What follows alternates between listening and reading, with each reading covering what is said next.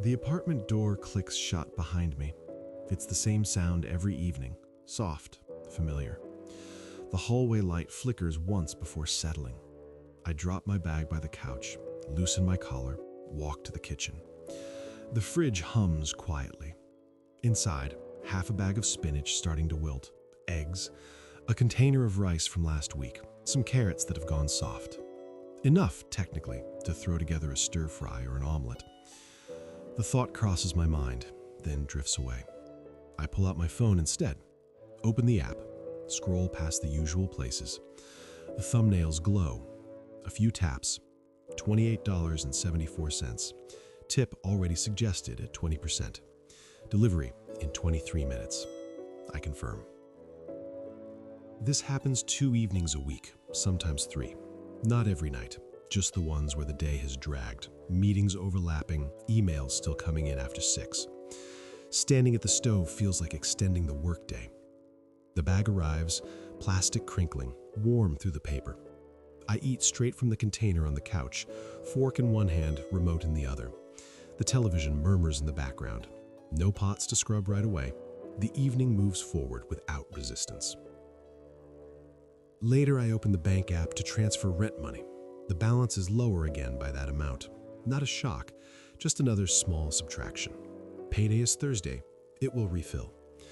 The pattern is quiet. 3 times a week comes to roughly $364 a month. If a weekend evening slips in, closer to $400, sometimes more. That's in the same neighborhood as what groceries might cost for one person if everything was cooked at home. $370 or so, according to the numbers that float around.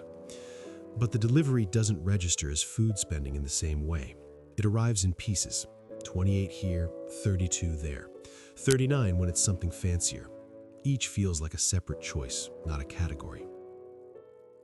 The mind has its own accounting. Each time the app opens, the internal voice says the same thing. This is minor, a small reward, a way to buy back time after the commute, after the screens, after pretending to be fully present in every conversation. Each cooking requires decisions. Chop this, season that, time the heat. Delivery requires taps. The fatigue votes for taps. The cost seems proportional in the moment, almost like paying for rest, though rest doesn't compound the way money does. Someone whose fixed costs sit lower might stand in the same kitchen, feel the same tiredness, and still close the app. Not because they're better at willpower. Their rent might take 30% of take-home instead of 45%.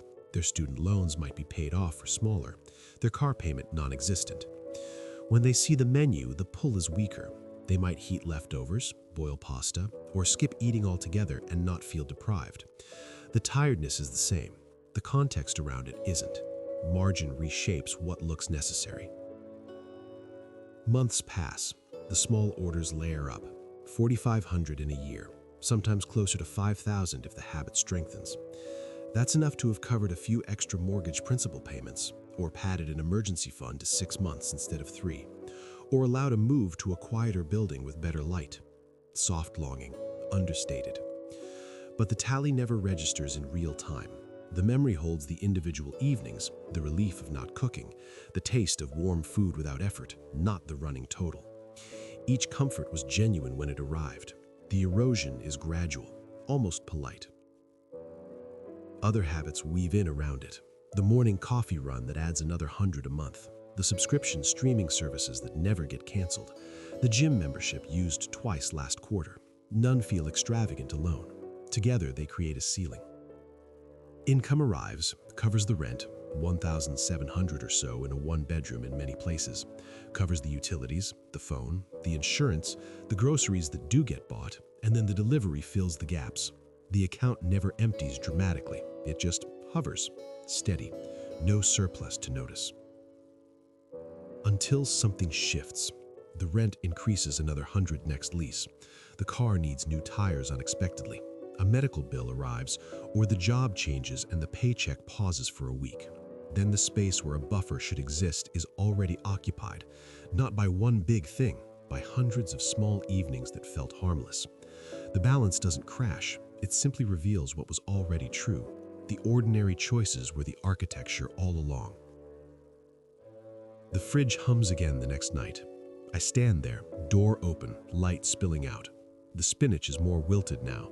The eggs are still there. The phone is in my hand. The app icon waits. If this way of seeing things stays with you, subscribe.